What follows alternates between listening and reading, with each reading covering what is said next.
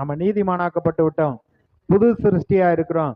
அவரோடு ஐக்கியம் கொள்ளக்கூடிய அந்த அந்த கிருபை ஆண்டவர் கொடுத்திருக்கிறார். எப்ப வேணாலும் நீங்க அவரிடத்துல போகலாம். இயேசுவின் ரத்தத்தை கொண்டு தைரியமாய் கிருபாசன தண்டையில் செல்லும்படியான சிலாக்கியம் நமக்கு உண்டாயிருக்கிறது.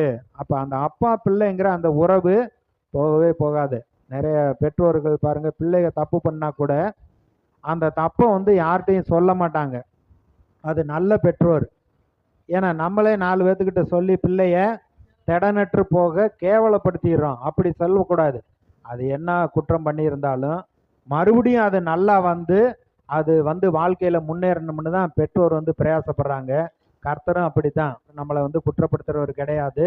அவர் சொல்றாரு, உன்மேல் கோபம் கொள்வதில்லை என்று நான் ஆணையிட்டேன், நான் கடிந்து கொள்வதில்லை. மலைகள் விலகினாலும் பர்வதம் நிலை பெயர்ந்தாலும் என் கிருபை உன்னை விட்டு விலகாமலே என் சமாதானத்தின் உடன்படிக்கை நிலை பெயராமல் இருக்கும் என்று உங்கள் மேல் மனதுருகிற கர்த்தர். எப்போ போனாலும் அவர் அந்த இளையகுமாரன் திரும்பி வர்றப்ப அவர் எப்படி தகப்பனை ஏற்றுக்கொள்றாரோ அப்படித்தான் அவர் நம்ம ஏற்றுக்கொள்ளுகிறார்.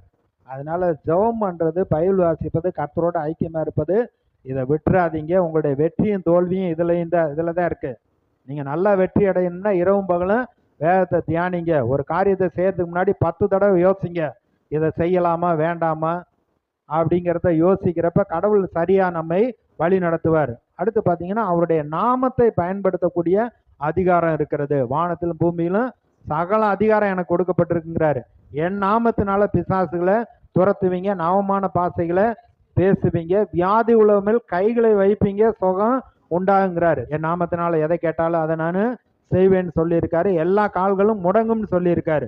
அதெல்லாம் விசுவாசித்து நம்ம செயல்படுகிறவர்களா இருக்க வேண்டும். போல 2 பேர் முதல் அதிகாரத்துல 3-4 வசனத்துல அருமையும் இனிமையுமான வாக்கு தத்தங்கள் நாம் கொடுக்கப்பட்டிருக்கு. அவருடைய திவ்ய சுபாவத்துக்கு பங்குள்ளவர்களாய் இருக்கும் பொருட்டு இப்பொழுது இருக்கிற அந்த கேட்டுகளுக்கெல்லாம் தீமைகளுக்கெல்லாம் விலகி அவருடைய சுதந்திரத்துல அவருடைய சுபாவத்துல பங்கு பெறும்படியா நமக்கு வாக்கு தத்துவம் கொடுக்கப்பட்டிருக்கு. அவரை அறிகிற அறிவினாலே நம்ம வாழ்க்கை வீணரும் கனியற்றவர்களுமா இருக்க ஓட்டாது அப்படிங்கிறாரு. அப்ப தெய்வீக சுபாவம் நமக்குள்ள வர வேண்டும். இன்னமும் எப்பொழுதும் விடுவிடுன்ட்டு, எப்பொழுதும் கோவப்பட்டுட்டு, எப்பொழுதும் தோல்வியை பேசிக்கிட்டு, எப்பொழுதும் புலம்பிக்கிட்டே இருக்கிறதுன்னாங்க பார்த்தீங்கன்னா நம்ம ஆவிக்குள்ள நல்லா இல்லை.